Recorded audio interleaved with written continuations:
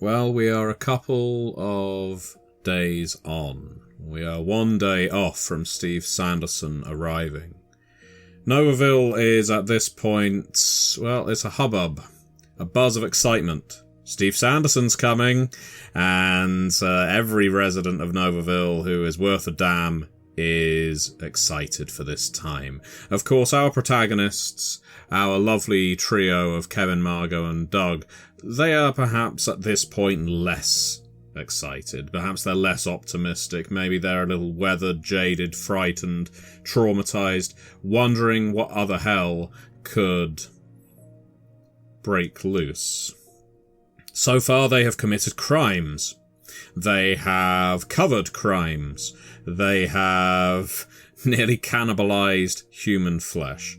It's not been a great week. And who can say whether things are going to get any better? In the time since we last saw them, Doug, whose wife drove out on him, she left in the night saying it's time for you to take care of the kids. Well, she hasn't returned home, and she hasn't returned his calls. I mean, it would be up to Doug typically to track his wife down, but Deborah has proven to be difficult to trace. Plus, he has a lot of other things weighing heavy on his mind. Meanwhile, Margo seems to have taken a lot of what has occurred lately the hardest. She's been stuck indoors a little more. The leafleting has ceased. The trying to campaign and encourage neighbours to get involved in the parade has all but slowed, except for a few compulsory phone calls. Her husband Josh has been muttering, "I don't know what's wrong with you, Marg," as if he hadn't assisted in interring a murder victim at her behest. And then there's Kevin, who has never had the most stable of relationships. Strangely, he is the one who is, at this present time, of cleanest mind.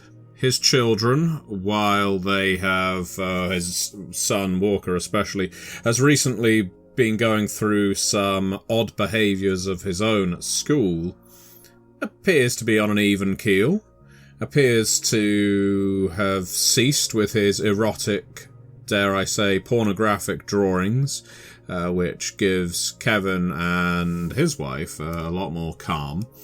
And for that matter, Laura, Kevin's wife, has been less down his throat. Yes, she was at him. She was practically baying for blood during the barbecue when all this started, but she has been quieter. They've been sleeping in separate rooms, not the first time, but that is by no means a herald of doom, certainly when compared to the issues that Margo and Doug have right now. It is, as I say, a day away. It's night time. You will have one full day, and then, one day later, Steve Sanderson will be coming home. Kevin, you are sat up in bed reading. And to your surprise, Laura knocks on the door. Oh, come in. There was something I wanted to say, Kevin. With everything that's been going on lately, the missing girl and Walker's problems and us. And she sits on the edge of your bed, doesn't wait for invitation, and she puts her hand out, presumably for you to hold. And I'll do just that. I'd hoped that this would happen, you know. You have to let these things take time, and it usually works best when I give her the space that she needs. So I'll take her hand. She looks at you. There's no smile on her face, but there is some warmth behind the eyes. I've been wondering if maybe we should move. Is that stupid? I mean, I've been looking at some websites at good places to go. There's still there's some towns that they're not too far from here. Just I wonder if a change of scenery might be good for us, for the kids, and away from all these people who I don't think we really like them, Kevin. I don't think they really like us. You saw the way they laughed at us, at you in particular during the barbecue. She fails to mention all those reasons why, but she nods along. I don't feel like we're respected here like we should be. And I mean, I know it's a lot to ask given our roots are here, but I've been repotting a lot of plants lately, and sometimes plants take better to new soil, she says, hoping that metaphor is actually as positive as she thinks in her head. It's not a bad one, all told. No, it's not. It's a good metaphor, I think, to myself as I ponder what to answer here. I mean, I have gone through quite a lot over the last few days, and to be honest, I mean, this place means a lot to me. It is the community that I love, and that has meant everything and means everything to me. But at the same time, the events of the last few days, well, there's a darkness here, a darkness underneath the surface of this place, and I have done things here that I will never be able to leave them behind unless I actually leave this place behind. So she's got a point. Is that something I can feel? Or would that go against everything I believe in? Well, you tell me.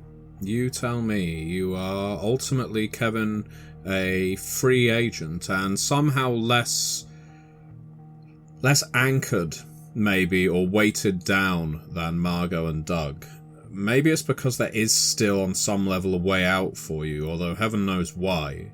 It's not like you are free of sin here. But perhaps it's a detachment from everything that's gone on. Maybe it just hasn't affected you as directly. But then again, you're looking at your wife. It wasn't that long ago that she was threatening to leave. You look at the wall behind which Walker's room happens to be, and you think of everything that was going on with him, and yeah, it really wasn't that long ago that you were burying a body in the woods. Is it just running away from your problems to move? It might be. It might be running away, but sometimes you just have to take the L and move on. Sometimes that's the best thing that you can do. Sometimes that's all you can do. So I look at her and I say, honey, I think you might be right. We've spent a lot of time here. We've built a lot of things here. We've built a lot of connections, but that just means that we can do it again somewhere else. I think I like your idea. I think there's something to this idea of finding new soil, a new place to grow. Have you given any thought to where we should go?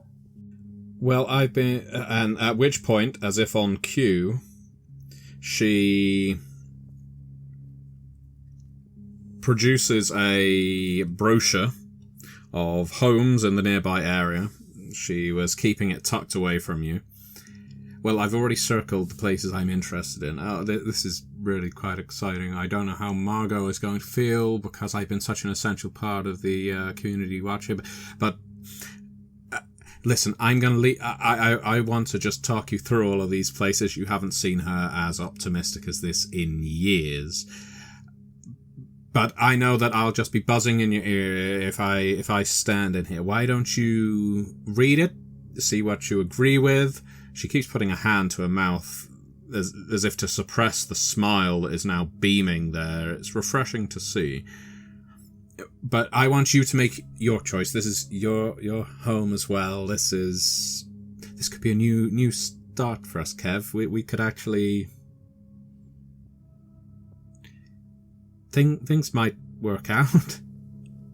Yeah. I think you're right, Laura. I think they might work out. Thank you. I'll have a look. Yeah.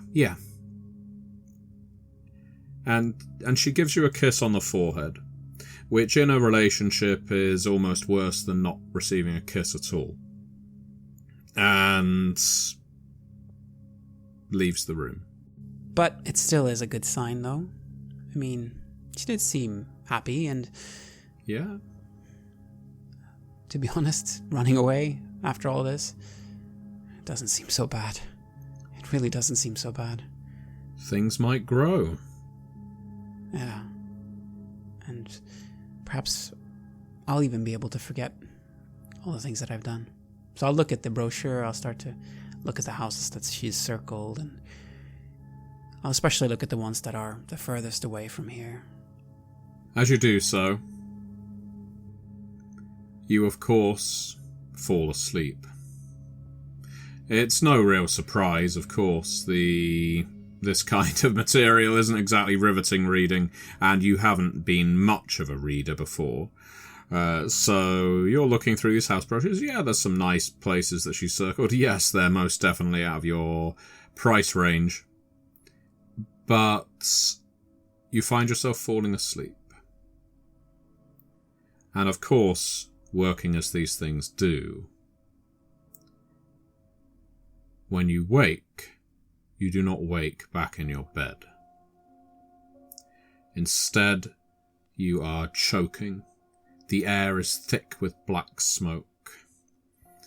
It's smut that sticks to your skin. It makes you feel greasy and stings your eyes. You are blinded and staggering across a familiar street, and when you finally emerge into a small area where the air is slightly cleaner, you find yourself outside the house of Nikolai Godzinski. Except it isn't the house that you know was rebuilt in its place, in the lot that was vacated. This is the house that is still burning in this place. There is fire pouring through the windows, out through the roof now. It is like a massive bonfire, except it keeps burning. The shell around it just will not collapse. It just gets blacker and blacker. And there is a figure sat on the steps leading up to the house. It's a charred man. His skin is black, it's crispy. There are jagged splits throughout it where you can see tender pink flesh. It takes you back to that barbecue again.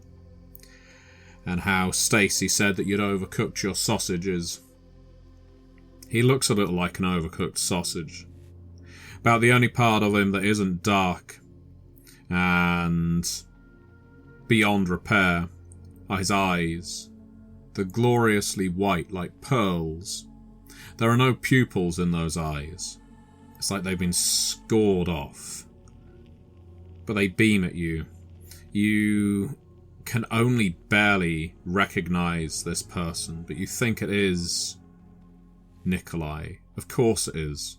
Of course your nightmare would put him here, would put him at the site where you contributed to his death. He clears his throat and spits on the floor. I'm just staring at him. I don't want to be here, but I think I have to be here. I think I will keep coming back here as long as I'm in Novaville.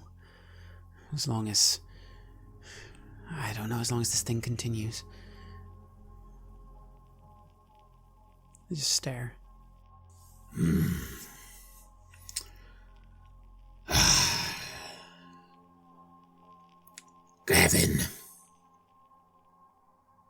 Kevin Miller, isn't it? Yeah, it is. You're dead, you know. You're not supposed to be here. I am. You were on the football team, weren't you? When I was the caretaker at school. Yeah.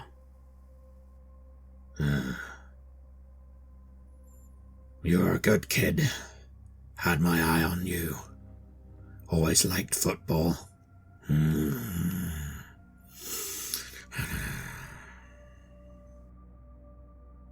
I'm really sorry it turned out like this.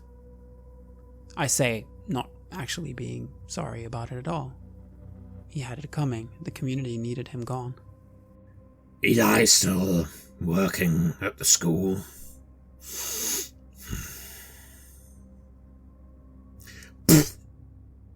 He spits again.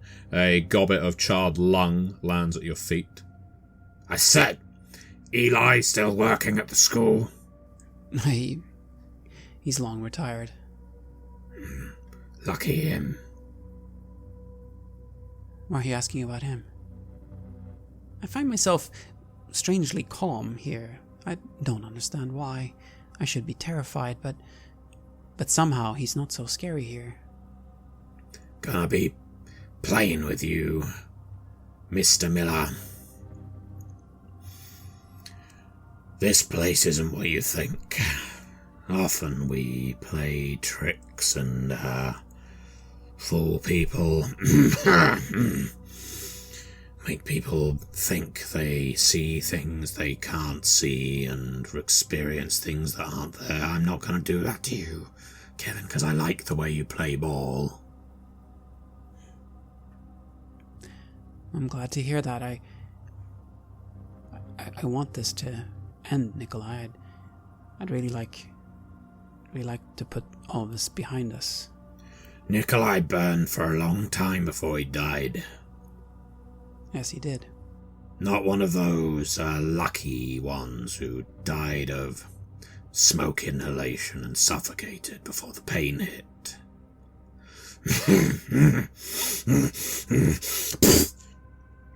No. He burned. But you can make good. You can save yourself.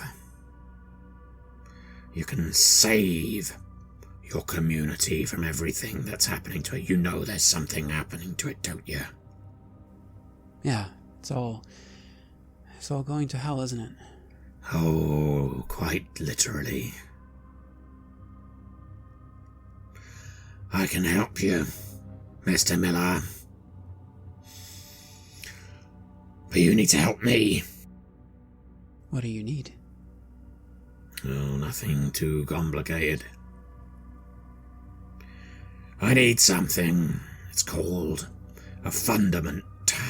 Do you know what a fundament is? I guess you didn't study very much at school. Something like a foundation of something that everything stands upon? His eyes widen. Beneath that charred exterior, there is a look of surprise. Well done. I am impressed. There is a fundament in Overville. There's an important object. His tongue darts out from his mouth, and his tongue is unusually long for a human, and strangely forked at the end. It snakes up the side of his face and licks his eyeball like a chameleon, and then it retracts back in. I need it destroyed. If you're going to free your community, if you're going to free yourself, you need to destroy the fundament. You have my word. If I destroy the fundament, what happens to the community? It's free. It'll be free. Will it not just all crumble then? I mean, isn't that what fundaments are for? You have my word. Isn't that enough? I guess not. Think about where you are, what you've seen, what you've done, and think about whether I'm pulling your fucking dick, Mr. Miller. or think about whether I might be trying to help you. You see, I'm trapped here as well. And I'd much rather not be.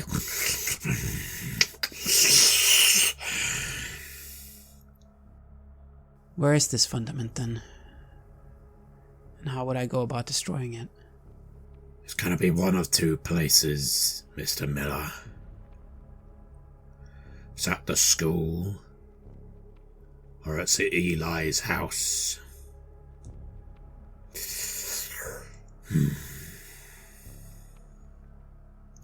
You'll find it. You'll be able to smell it. You will be able to smell it.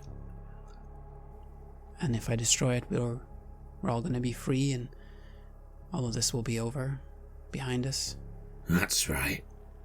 It's an easy thing to do. It's a cornerstone that this town is built on.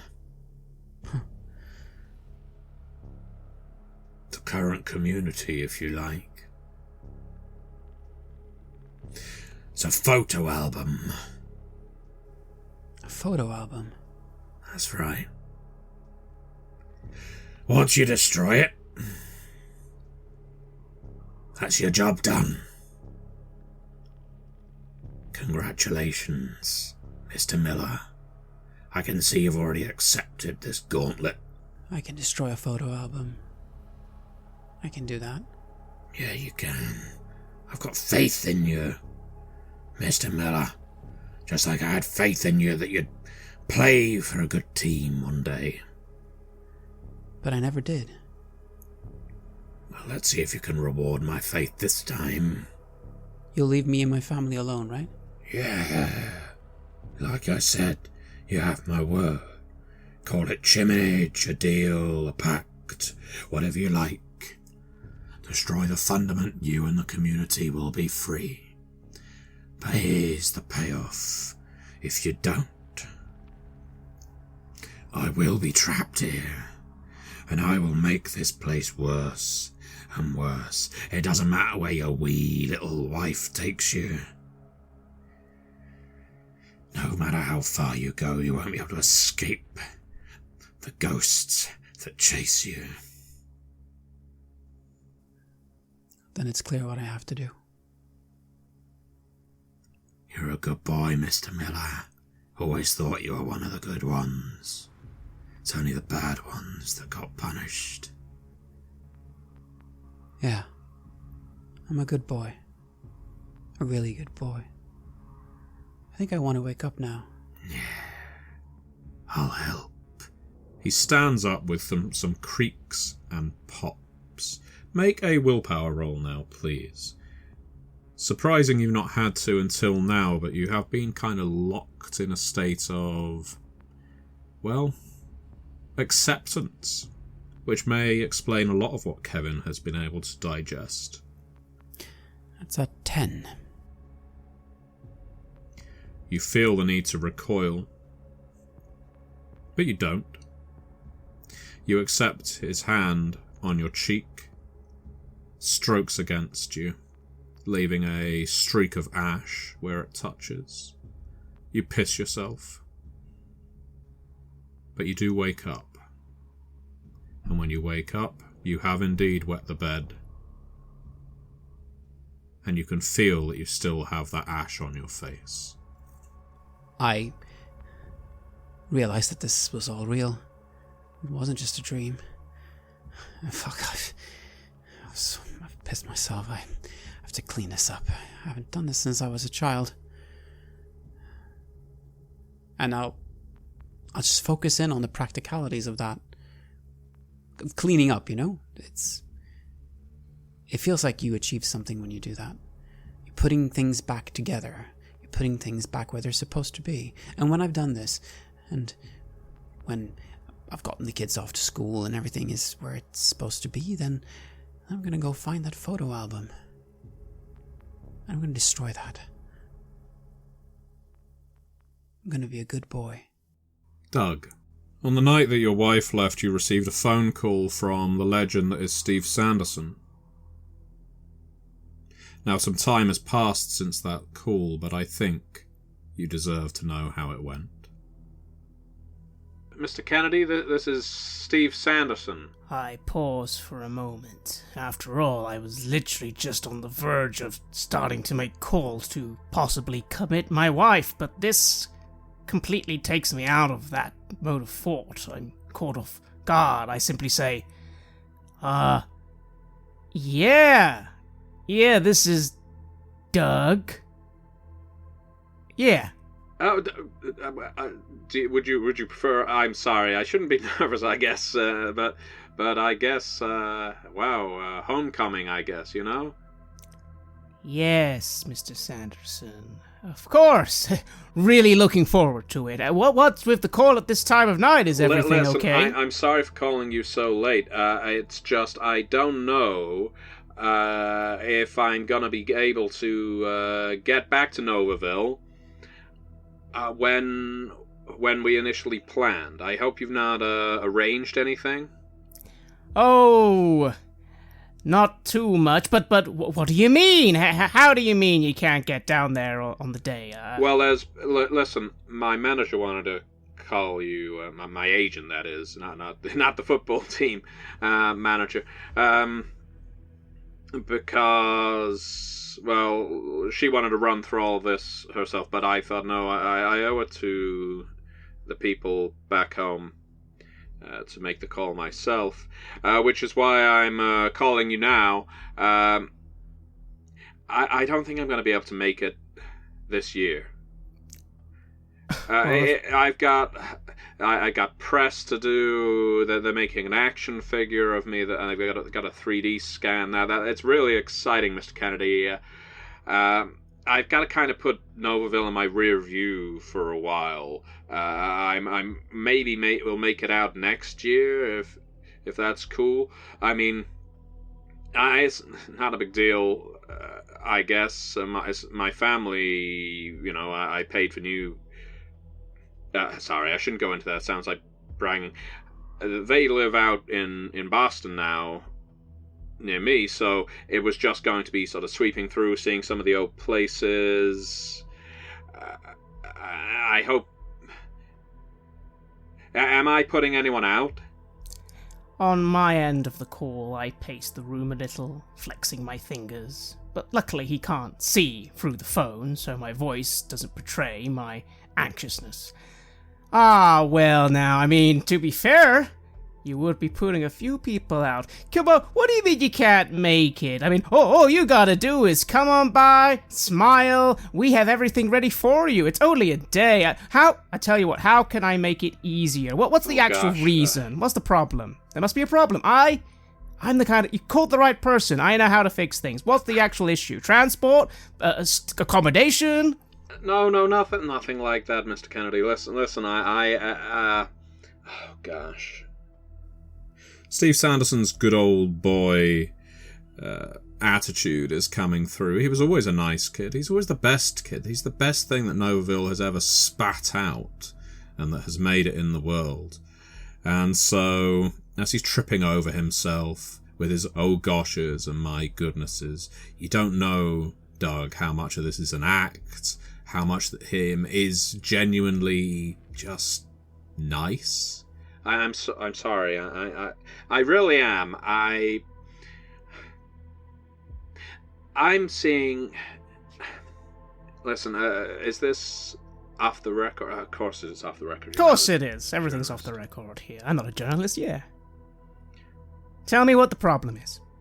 I'm seeing a new therapist, Mr. Kennedy, and he's telling me that I got some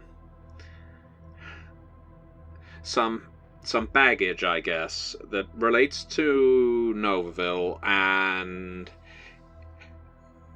she doesn't think it would be a good idea for me to go back so soon, that I'm not ready for it yet, is the thing. I don't think there's anything that you can fix. It's just, and I guess the way the place is, Mr. Kennedy. I am sorry. Well, I mean, I don't know what to say. I mean, You're telling me that Sanderson, Steve Sanderson, the winner, his therapist has told him, oh no, you shouldn't do something, so you're gonna back out of a challenge? Because that doesn't sound like you, Steve. You're a winner. You take challenges on. You don't run away. I mean, not that I'm saying that, but I mean, imagine what people would think. Steve Sanderson runs away.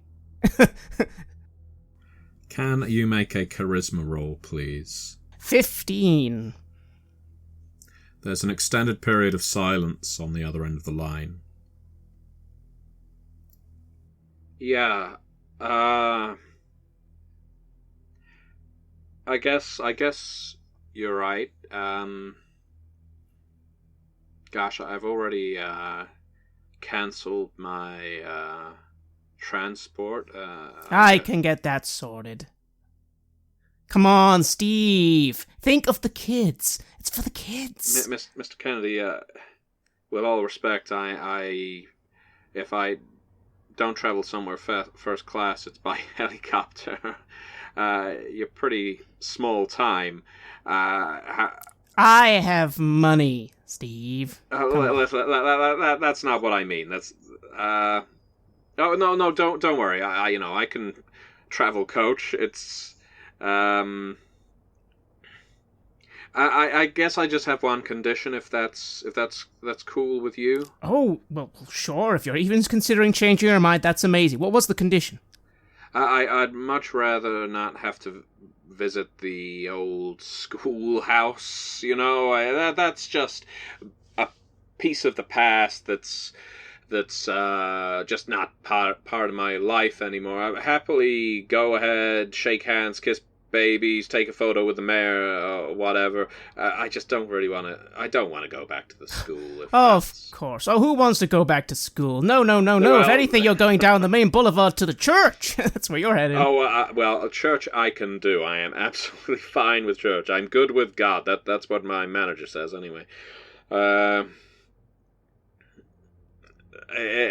So I'm so sorry for putting a scare onto you, Mr. K.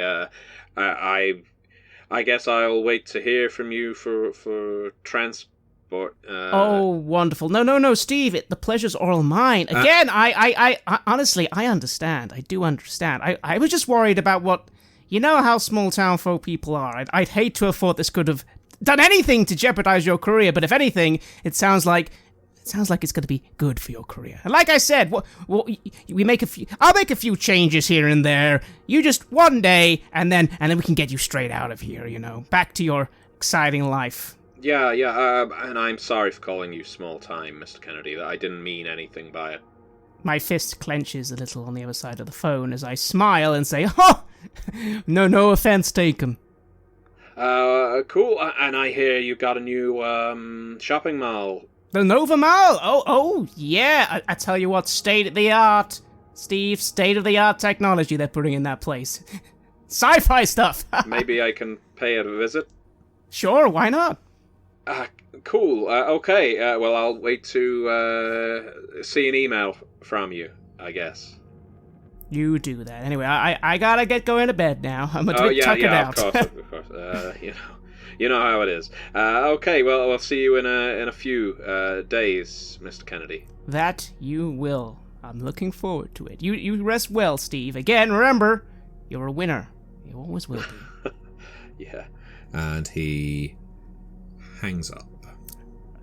I put down the phone. I pace my room. I can't believe how close we just came to everything fucking falling apart, literally in 10 seconds, including all the stuff I've done up to this point having been completely meaningless because this fucking prepped up schoolboy doesn't want to go home. But I was on it. I did it. Of course I did. I always do it. And then it makes me rethink. I'm overreacting with Deborah. It's poor Margo and Kevin. They got to me. My wife didn't fucking poison me and try and kill me. My wife she's just drifting away from me, falling behind, and this is just the beginnings of what could be a failed marriage, which I'm gonna have to get on. Marriage counseling or divorce, whatever she bloody once. I just need to sort it. And then I need to sort out this paranoia that's plaguing my friends. But that can wait, because I need to make calls, I need to reschedule stuff. Of course, get off the school trip on the parade. But at least I got him. I got him! Because I'm a winner. Doug Kennedy wins. Small time. That chumped up fool. Several days pass. And now, much as Kevin was, you are in bed, Deborah hasn't come home, you've had to play the role of house dad. I mean, luckily Sally, she's not old, but she is old enough to put her lunch for school in a bag and head off herself. She's old enough to make sure she does her homework. She knows how much pressure you would put on her if she didn't. So it's really the baby that you struggle with. You've always struggled to connect with infants. When children develop a personality, Doug Kennedy doesn't have too much of an issue. They're simple to direct, they're simple to appease, but babies need a mother. It's been a part of your mentality for a long time, so all this feeding and changing and getting up in the night, Deborah should be there for this. But she isn't. But what can I say? If anything, it's been a relief. If she's not here, she's not trying to harm me or my children. If anything, it's more grounded. It's more, yes, she's just... I don't know what's going on with her, but I made the right choice not to just jump ahead. I have made some calls to my lawyer, just in case. I'm happy to try couples therapy, but if worse comes to worse, and it's divorce, it's better to get it done soon. It's better to get it done so that she feels happy, and that she doesn't go too crazy when it comes to who owns what and who gets to see the kids. I'm setting it all up, but really I'm hoping that she'll come back to herself, and I can just focus on what's important. And speaking of that, there's one thing I've done, and perhaps the DM can adjudicate this. Mm-hmm. I have attempted to get a special guest for the church part of the parade. A special speaker, nothing too fancy, just a guy to say nice things to people and make the event even more special. But secretly, I've been looking into someone who perhaps on their resume says that they know things about blessings and exorcisms and all that stuff that it's kind of easy to forget is part of the religion, but it is. Granted, we're not Catholic, but it's still there. I know most of these guys are going to be charlatans, but I've been doing my best just to find someone who maybe could be legit, because I'm hoping, privately, when I next talk to Margo and Kevin, I can appease them. I'm going to get this guy to do a little church exorcism, cleanse our souls, see that we're all good in the eyes of the Lord, and maybe that will be enough to bring them back. And just in case any of the madness they were going on about actually has something to it, that this man is back trying to fucking ruin my life, maybe we can send him back to hell with a nice, good old exorcism, just like in the fucking movies. But again, that's all. I'm trying to keep this all under wraps and just make it seem that this guy's just a nice guest speaker to appease the Bible Belt people in town. How's that gone, do we think, DM? Well, dealing with the Lutheran Church, which is in Novaville, you don't find much in the way of a formal hierarchy that you have to operate via. They are a pretty approachable bunch administratively. Main issue is it's not like they have an exorcism office that you call through to. This is where the Catholics do things so well, you think. They're compartmentalized and departmentalized, and due to their scope, their scale, you can operate within a bureaucracy like that. The Lutherans here, a little less obvious. Nevertheless, let's see how you roll to do so. I'm going to suggest this isn't going to be charisma. This is going to be coolness. And what I'm looking for here, Craig, in an unusual turn of events, is for you to fail your coolness. Because if you succeed, they may not take you seriously because this guy isn't in distress. This could be a prank. But if you fail and sound as desperate and panicked and manic as you have been, then they may actually take this as valid. 12. Well, a success, but not a failure either. So you're in the middle. In that case, so you put your call through to the administration of the Lutheran Church. You obviously try and navigate via the Reverend in town. The Reverend makes lots of apologies and says, look, they're very busy, they don't always respond straight away, especially on matters of this nature, but I will tell them that this is a serious request, Doug, and he holds your forearm. He says, I will tell them, I will make sure they know. So if this is something that you want to coincide with young Steve Sanderson coming back to town, I will do my level best. They will know. They will know. Of course, it's all for Steve, you have to understand. It's of course, what better for the news than to having him go to a church service in a fully blessed church that very night has been blessed by God himself. Come on, look at get the angles on that. The Twitter feeds. To have a reconsecration during Steve Sanderson's visit, says the Reverend, clutching your other forearm. It's a wonderful idea. It's why I support you, Doug. It's why I vote for you. You're one of the good ones.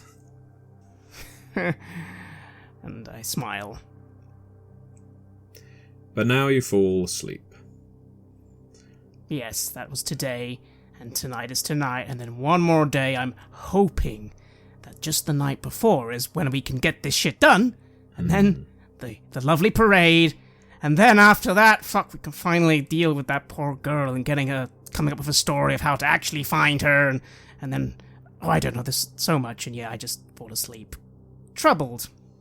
All these thoughts are whirling through your head. You fall asleep with the baby next to you in the cot that adjoins the side of your bed.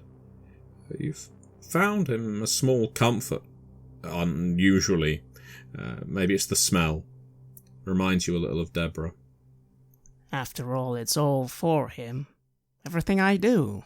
So that he one day can live in a great world, a great America, where everything is like it used to be when I was a kid. That's what it's all for.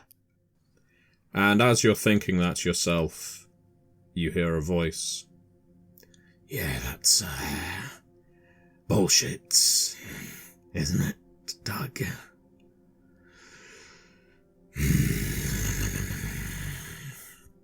You open your eyes. You are on a conveyor belt. You can feel heat behind your head as the conveyor belt starts to move. You cannot move your body. You look up, you look around you, you're in the church. You're in the crematorium annex. And standing next to the conveyor belt, dressed in a priest's robes, is the charred black form of Nikolai Gadzinski. Bless this young man, God, for he has been a bad, bad boy. I try and move and find I can't. I'm a little confused. I'm not the best when it comes to dreams. I'm not that savvy, so I don't really know if I'm awake or not, but I just kind of look at this bastard, who of course I recognize deep down, and I just say, What? What the hell? I don't choose these environments, Doug. They appear based on who's here with me. Some part of you craves the flame. Some part of you wants to burn. And so I'm going to have to make this quick. If I'm going to save you from the fire, isn't that ironic? I've got to save you. What? What the hell is this? You save me from the fire? You're the one who's fucking burning in fire! No. Nikolai burned in the fire. I'm not Nikolai. I'm not. What? I can't spend time just idling away with absent chatter. Kennedy. What do you mean you're not Nikolai? What the fuck are you then? What is this? Can I get to the point? You are moving close to that flame. A bit like Temple of Doom, isn't it? Do you remember that film? I remember you used to play Indiana Jones in the woods. One of those friends of yours. Remember that scene where Indy just keeps rolling towards the meat grinder, well, the stone crusher or whatever it is, and every time the shot is taken from a different angle, he's a little further away, so it goes on and on and on and on and on. But it's not quite like that, is it? Because you're getting closer and closer. Sorry, I'm getting caught up in my own narrative. I just look down and I start getting filled with rage. Rage at what this thing's implying. Me going to... hell? I'm not going to fucking hell! I'm a fucking saint! And I say that out loud and say, what the hell do you want? Saint? Great, lovely. Your wife is very sick. Dog, I'm afraid to diagnose her with a terminal case of the infernal. But that's not really the concern right now. The concern right now is what's going to happen to you, what's going to happen to Novaville, what's going to happen to your lovely, lovely daughter and son. You stay away from them. You're what's happening. You're the one who killed that girl! I did what? No. The infection in your community runs a lot deeper than just Nikolai Kaczynski. You've got to do something if you're going to free it for me, Doug. You're going to free me, you're going to free yourself, going to free the community. Can you do that for me? Your hair is starting to burn. Yeah, everything I do is for the fucking community. How do I... Yeah, okay. How do I free us from you? What do I do? What? Steve Sanderson, Doug. You at the top of your head is starting to melt. You like a candle? Steve Sanderson, when he comes to your town, you're going to skin him for me. You're going to skin him for the community. You're going to let all that evil pour inside that skin, Doug, and you're going to let the evil walk out in Steve Sanderson's body. And once you do that, Doug, community's going to be free, you're going to be free, I'm going to be free, your family will be free, I promise you, I give you my word, cross my heart, hope to. Well, whatever comes next, I suppose. I'm not going to wait for your assent, Doug, because if I wait much longer, there won't be anything left of your head. Just know that that's the deal. You have my word. He spits a piece of lung into his hand, clasps it in your hand, doesn't give you time to shake. Deal's a deal. And you wake up. I wake up with a start, feeling the heat on my skin as I kind of scream for a moment and kind of clutch my face to see if I really have been burned. Your hair smells. It has burned. You haven't been left with some kind of comedy Harry from Home Alone horseshoe of bare scalp, but the hair on top of your head has been singed down quite severely. You're going to need a haircut. I panic a little. I pace. I don't know what the hell that is. Am I going fucking insane? And what it said in the dream, that doesn't make any fucking sense. Fucking skin a man so evil can walk out of it. That sounds like what the fucking devil would tell you to do. Fuck! Margo, you've been through the mill, rather. You haven't had a good time. Your relationship with your husband has never been worse. Your relationship with your children is strained because of everything that's been going on. You felt simultaneously closer and more protective of them, and also scared of what's going on, and therefore emotionally distant from everyone, including them.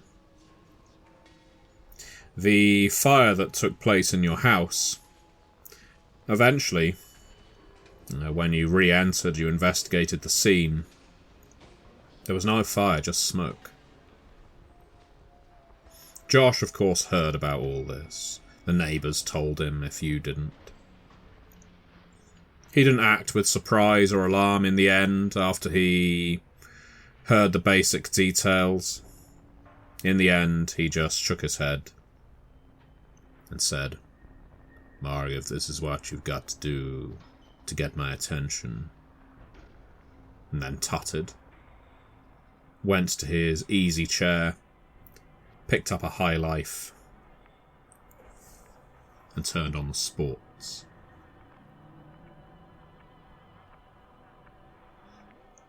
So it's not been a great few days, Margo. Josh has actually sat in bed next to you now.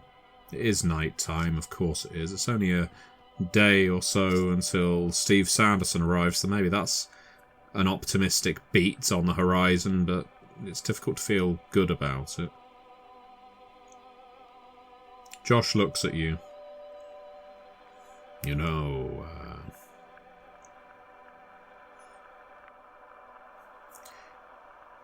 it's alright. Doesn't matter. Good night, Marg. No. You're already on the path. You might as well finish it. What do I or don't I know?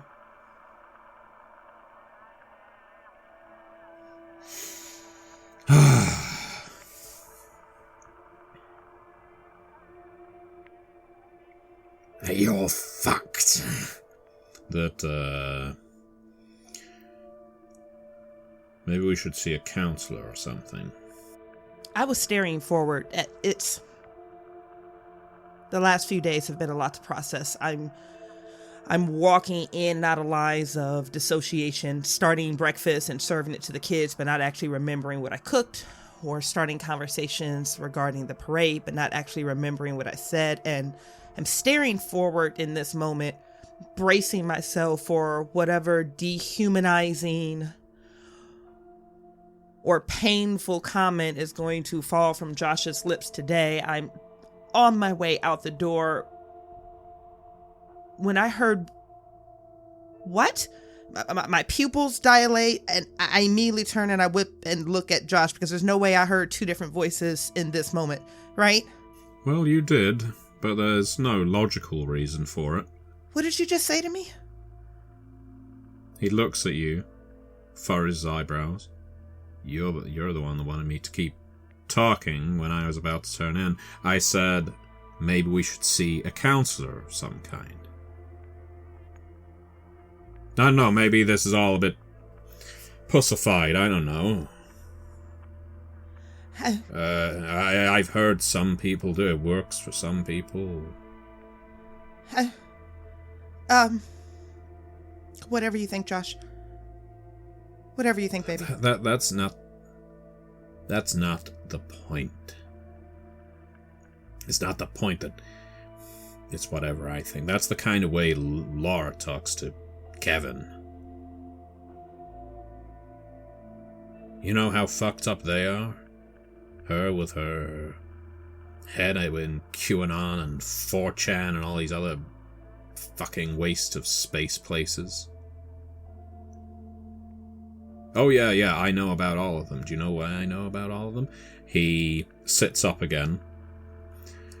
Because every week she files a new report telling me something is going on in the community because she heard about it on X website, or I'd never heard of half this shit. And Kevin just stands idly by with a stupid smile on his face, reflecting the stupid man that he is. And I'm not going to be a stupid man, Margo. I'm not going to live in a shitty relationship like they have, if there's a way of fixing it and making it work for me. I want this to work for you, Josh. I do. I want this to work for us. Oh, fuck! I didn't know she had escalated to filing actual police reports. How... Have you told Kevin? Does Kevin know? No, I haven't told Kevin. I don't tell anybody. I don't even tell the deputies. Do you know how fragile this community is, Marg? Really? Because I sometimes wonder, you've got your head in the clouds watching neighborhood watch cams and trying to arrange cookouts and bingo and all of that. This place, the crime is down, That's great. It means I'm sat on my hands most of the time. But the people... And he looks with absolutely no ability to reflect, no ability to look at himself and how he is describing himself now. Mm.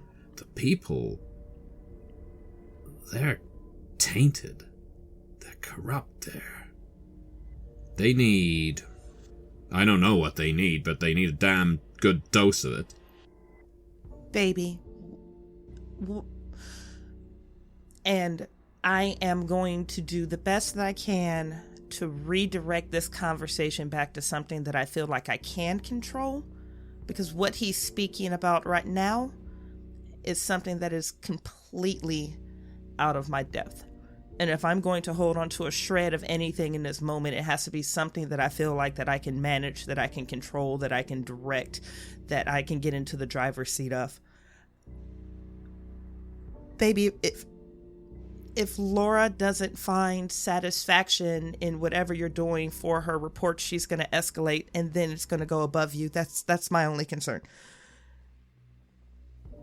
What, like it did with Gudzinski? That's not fair. That's not fair. That's not fair. It's the same damn thing. It is. We have. It is. It is the same thing. Where, because because we didn't find the evidence that was apparently there, because people who made statements retracted them or had never actually made statements, all of that, because by the law that guy went free.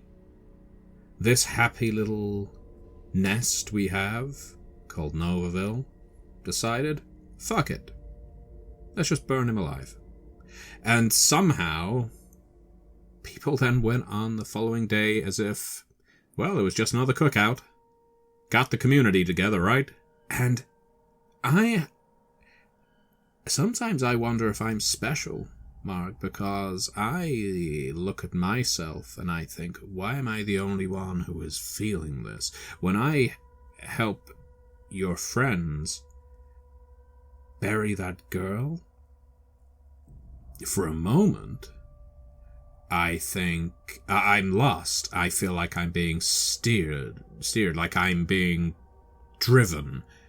And I switch off and I serve the needs of the community by burying a little girl who has been violated and mutilated, murdered, because it's what's good for the community. And it takes me a while. It's taken me a while to have that switch flick off again and make me realize, what the fuck are we doing in this place? I feel like I'm being pulled between two places.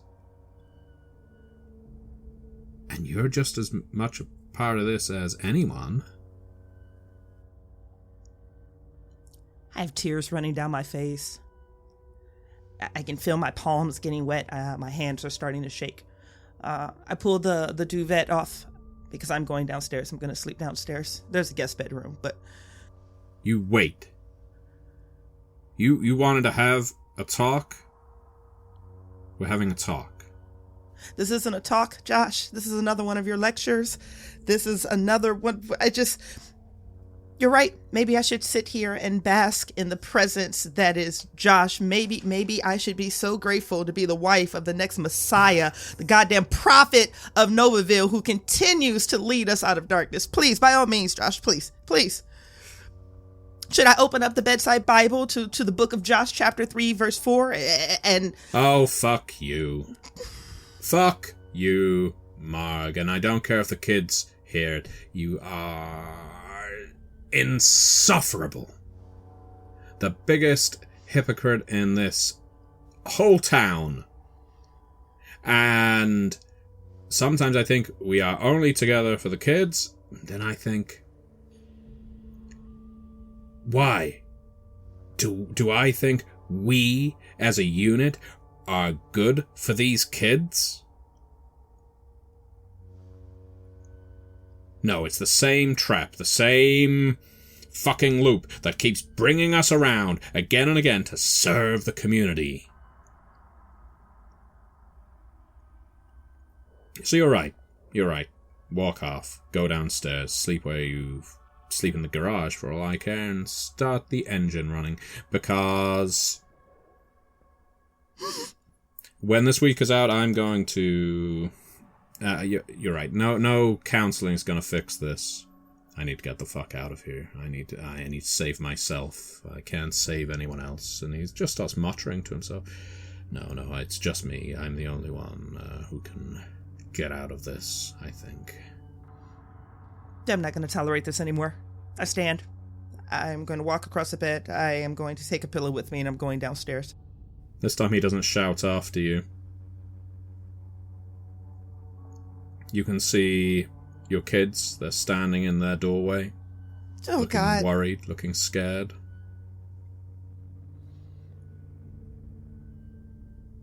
They don't say anything. They just look at you.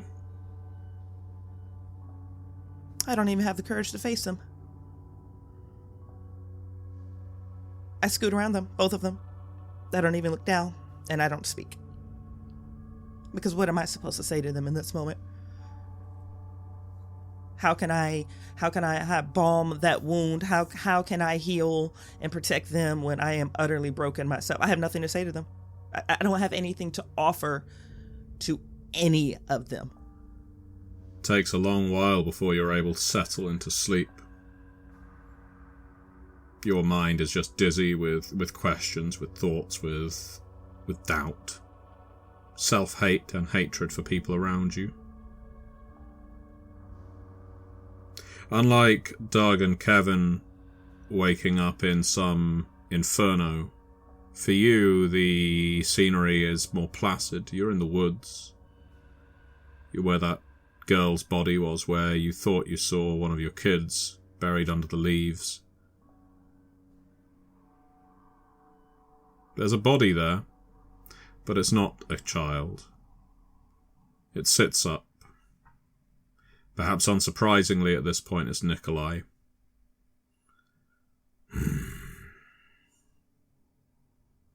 You place a lot of importance on this site. More than on me. I guess you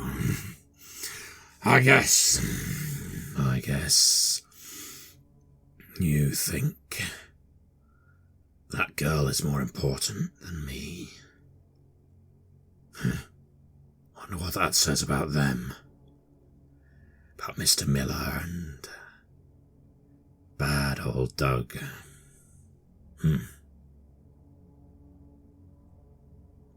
You look upset, Margo. Have you been crying? I nod in affirmation. And I fall to my knees and then eventually back on my heels, where I'm at least eye to eye with Nikolai.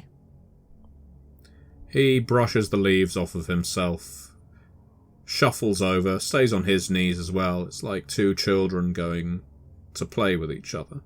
And he wraps his arms around you in a surprisingly tender embrace. It's all right. It's all right, Margo.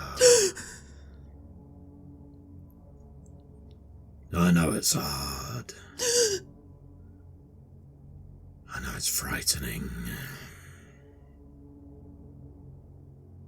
Why are you back? Why are you here? I've always been here.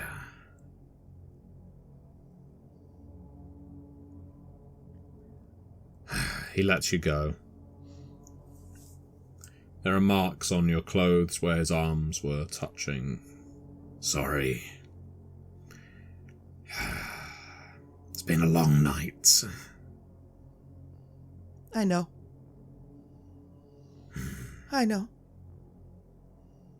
And I look around. I look at the leaves. I look at the forest. I feel the forest. I smell it. You know, It's not that she was more important than you are. It's just an innocent child died here. Yeah. And I think you and I both know that you deserved what you got. He scratches his head at that, and a big clump of black flesh just peels off, revealing pink underneath. I whimper. Deserved.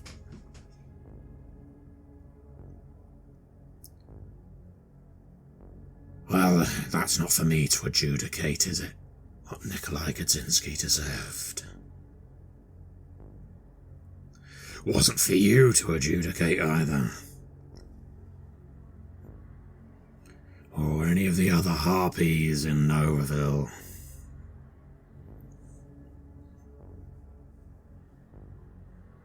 What do you want? Why are you back? I'm not here to torment you, Margo.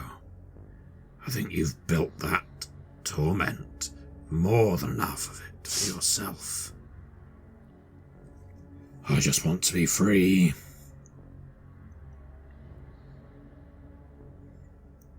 Free from Novaville.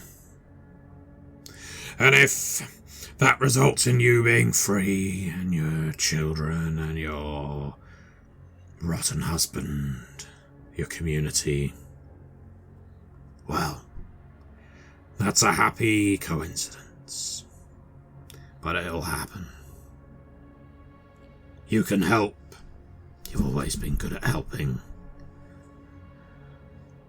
More of a leader than Doug, you know. People see through him. They don't see through you. Not so well. I stiffen a bit at that. My posture corrects. Compliment is a compliment. And I could really use the support right now. So, what is the market rate on freedom nowadays? Hold this. He pops out one of his eyeballs, which is just a perfect white sphere. Hold this. Like a young pauper, I extend cupped hands. I can't watch that go into my palm. I refuse. Dreams are like this, but texture is still. I'm not going to look at it. I'll offer a scooped hands, but I refuse to look at that. They always burn, you know. Sometimes it helps to take them out. Something you could...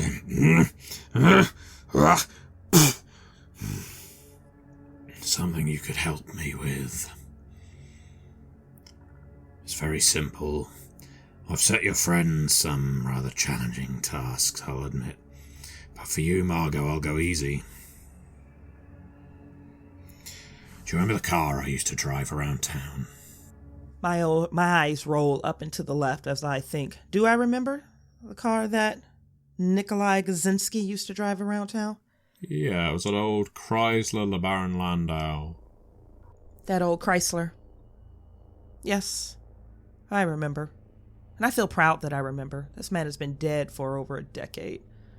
Those little details do matter so much. I'm glad I left an impression. Felt like, Nikolai was being forgotten. Well, I had a lot of fun in my car. It's very important to me.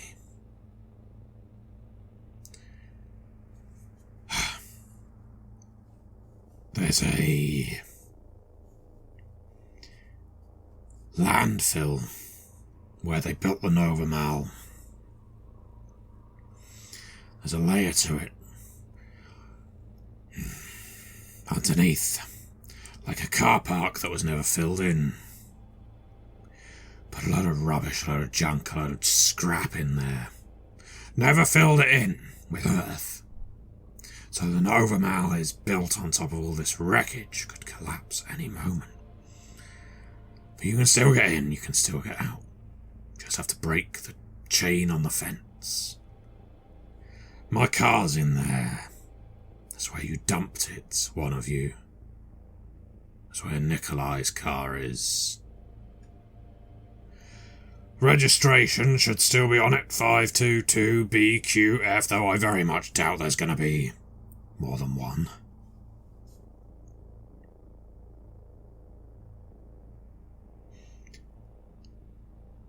Need you to take it from the mall.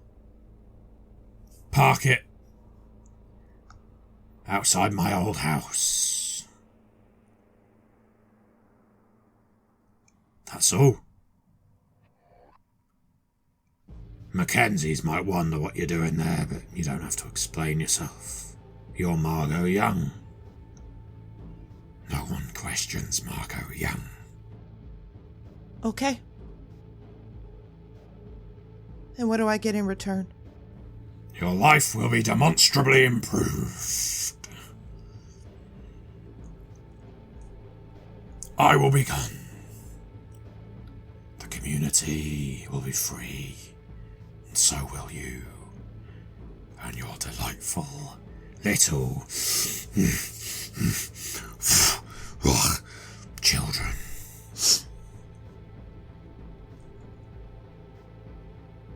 May I ask one last thing? For you, Margo, you may ask too. I'll take that offer. If I do this, I want Josh gone.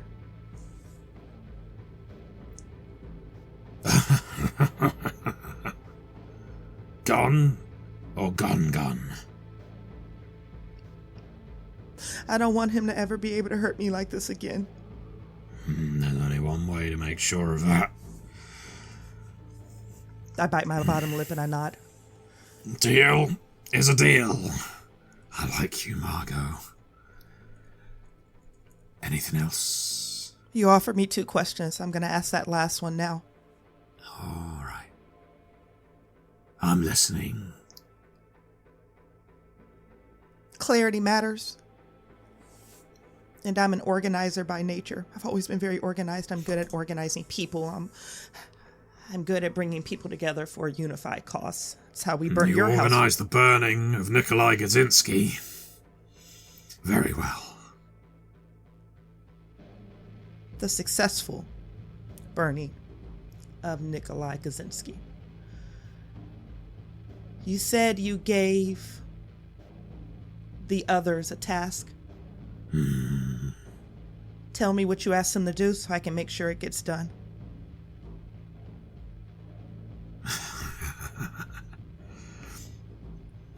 I did say I would answer 2 questions, and I am only as good as my word.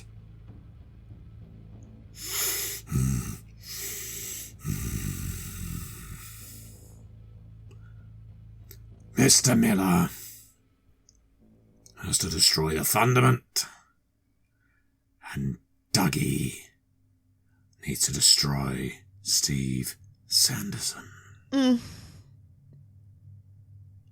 Time for you to go now, Margo. These woods are going to become fast inhospitable. I nod, I drop my chin in deference, and then I stand to my feet. You're a good girl, Margo. Do what's best. I always do. And you wake. Sure as his word, you are, indeed, covered in ash where he was hugging you.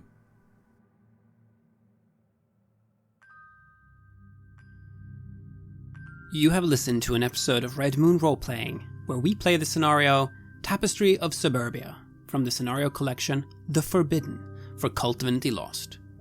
KULT Divinity Lost is published by Helmgast, who have also sponsored this series.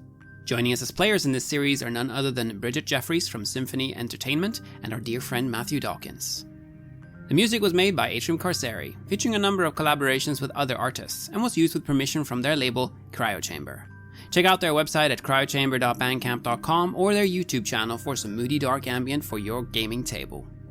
We'd like to give massive thanks to our champions of the Red Moon, Martin Heuschober, Simon Cooper, David, Julia, Camilla, Bob Lange, Cameron, Antxon, and Graham Barey for their generous support. And we'd of course also like to thank all of our other patrons. Without your support, the show would not be possible. If you want to support our work, please check us out on Patreon. You can get access to bonus campaigns for KULT Divinity Lost and Coriolis there, as well as get early and raw access to all of our recordings. You can also hear your name read on the show as a champion of the Red Moon, as well as play KULT with us. Most importantly, that support is what keeps the show going, so do check us out there. Thank you again for listening, and remember that community is everything.